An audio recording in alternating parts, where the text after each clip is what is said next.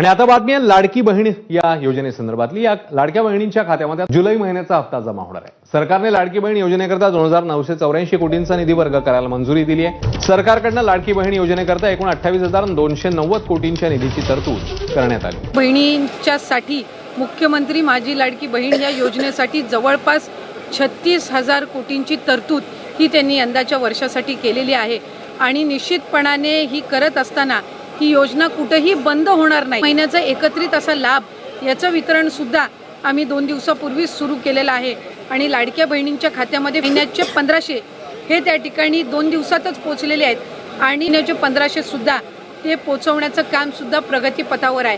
त्याच्यामुळे ही योजना ही महायुतीच्या सरकारची महत्त्वाकांक्षी योजना जी मुख्यमंत्री देवेंद्रजी फडणवीस साहेब यांच्या नेतृत्वाखाली अशाच पद्धतीनं कार्यरत राहणार आहे आणि तेच आपल्याला पाहायला मिळालं। एक स्पेसिफिक प्रश्न आहे की 1,500 रुपये की 2100 रुपये नेमकं महिलांना किती रुपये मिळणार आहेत या लाडकी बहीण योजनेच्या माध्यमातून? कारण विधानसभेपूर्वी आपला जो जाहीरनामा होता त्याच्यामध्ये 2100चा उल्लेख होता, त्यामुळे स्पेसिफिक प्रश्न मला आपल्याला आवर्जून त्यानिमित्ताने आणि आपल्या माध्यमातून सर्व आमच्या लाडक्या बहिणींना त्या ठिकाणी सांगायचे की राज्याचे मुख्यमंत्री देवेंद्रजी फडणवीस साहेब आणि आमचे दोन्हीही उपमुख्यमंत्री असतील, मंत्रिमंडळातील सर्व आम्ही त्या ठिकाणी मंत्री महोदय असो, आम्ही सगळ्यांनी सुरुवातीपासूनच ही योजना अधिकाधिक यशस्वी पद्धतीनं राबवण्याचा प्रयत्न हा केलेला आहे। पुढेही आम्ही त्याच पद्धतीनं हा प्रयत्न करत राहणार।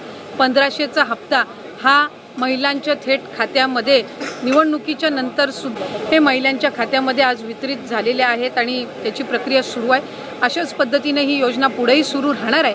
2100च्या बाबतीतली जी भूमिका आहे ती राज्याचे मुख्यमंत्री देवेंद्र फडणवीस साहेबांनी सुद्धा वेळोवेळी मांडलेली आहे। एखादी महत्त्वाकांक्षी योजना ज्या वेळेला आपण आणत असतो त्यावेळेला त्याचा योग्य तो निर्णय राज्याचे मुख्यमंत्री आणि महायुतीचं सरकार ज्या वेळेला घेईल त्यावेळेला विभागाच्या वतीने आम्ही ते निश्चितपणाने या ठिकाणी घोषित करू।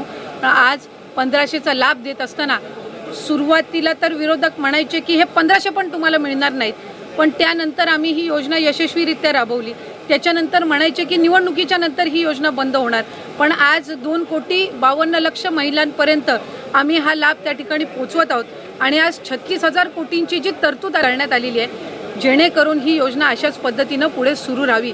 त्यामुळे आम्ही कुठलाही महायुतीच्या सरकारने लाडक्या बहिणींना दगाफटका दिलेला नाही आहे। 2100चा योग्य तो निर्णय जाहीरनामा किंवा एखादा ज्या वेळेला तुम्ही वचननामा असतं ते पुढच्या 5 पंचवार्षिक या संबंध या याच्यातून दृष्टिकोनातून तो ठेवलेला असतो।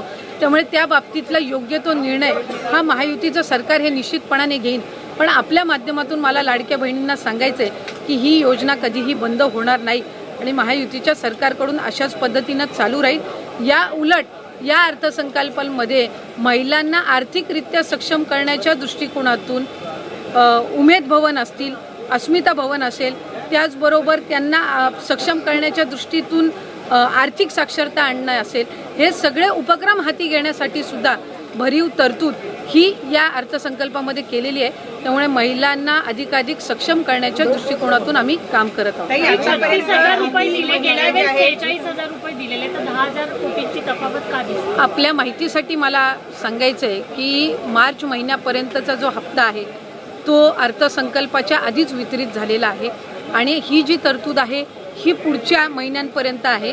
डिसेंबर महिन्यांमध्ये ज्या वेळेला ही जी केलेली तरतूद आहे या पलीकडे जर आपल्याला लाभासाठी तरतूद करावी लागली तर डिसेंबरच्या अधिवेशनामध्ये ती निश्चितपणाने करण्यात येईल। 36,000 कोटींची तरतूद जी आहे पहिले वर्षाचे 3 महिन्याची तरतूद ही आधीच उपलब्ध करून दिलेली आहे। आता राहिले तुमचे 9 महिने आणि मग त्याच्यानंतर डिसेंबरच्या अधिवेशनामध्ये जर पुढच्या 3 महिन्यासाठी लागली तर त्या पद्धतीनं ती पुरवणी मागण्यांमध्ये केली जात असते। त्यामुळे या योजनेला यशस्वीरित्या राबवण्यासाठी जी काही तरतुदीची गरज। नमस्कार, आपण बघितलेल्या माहितीप्रमाणे आता लाडक्या बहिणींच्या खात्यामध्ये 2 हप्ते हे एकत्रित जमा होणार आहे। मुख्यमंत्री लाडकी बहीण योजनेअंतर्गत महिलांच्या खात्यामध्ये आता सरसकट जर आपण बघितलं तर रक्षाबंधनाच्या पूर्वीच 2 हप्ते हे जमा होणार, म्हणजे लाडक्या भावांकडून आता बहिणींसाठी ही मोठी ओवाळणीच म्हणावी लागेल की लाडक्या बहिणींच्या खात्यामध्ये 2 हप्ते जमा होणार। परंतु त्यामध्ये एकीकडून सुखाची बातमी तर एकीकडून दुःखाची बातमी येत आहे, म्हणजे 92 लाख महिलांना आता लाडक्या बहीण योजनेमध्ये फटका हा बसलेला आहे। म्हणजे ज्या महिला पूर्वीपासून लाडकी बहीण योजनेचा लाभ घेत होत्या त्या महिलांना आता सुद्धा फटका बसलेला आहे. यामध्ये जर आपण बघितलं तर काही शासकीय कर्मचारी होत्या, त्याचबरोबर काही जर आपण बघितलं तर 65 वर्षावरील महिला होत्या, त्याबरोबर काही महिला जर आपण बघितल्या तर श्रावणबाळ योजनेचा लाभ घेत होत्या. काही महिला अशा होत्या एका घरातील 2-2, 3-3 महिला, म्हणजे 2च्या व्यतिरिक्त अधिक संख्या होती.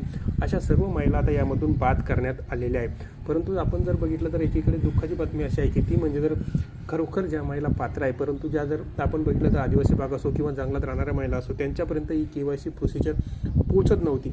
अशा महिलांना सुद्धा ह्या प्रक्रियेमुळे फटका बसलेला आहे आणि त्यामुळे आता ह्या महिला सुद्धा योजनेतून बाहेर फेकल्या गेलेल्या आहेत. तर आपण बघितलं तर आता बऱ्याचशा महिलांसाठी जर आपण बघितलं तर खरोखरच्या महिला पात्र झालेल्या आहे, परंतु ज्या खरोखर गरीब आहे, कारण जर आपण बघितलं तर शहरी भागातील महिलांसाठी 1500 रुपयाचं एवढं महत्त्व नाही, परंतु ज्या महिला जर आपण बघितलं तर खेडेगाव असो किंवा अतिशय दुर्गम भागातील असो किंवा जंगलात राहणाऱ्या असो किंवा आदिवासी महिला असो, त्यांच्यासाठी 1500 रुपये म्हणजे ही रक्कम बऱ्यापैकी आहे. अशा महिलांना जर आपण बघितलं तर KYCच्या अभावी हा लाभ बंद झालेला आहे.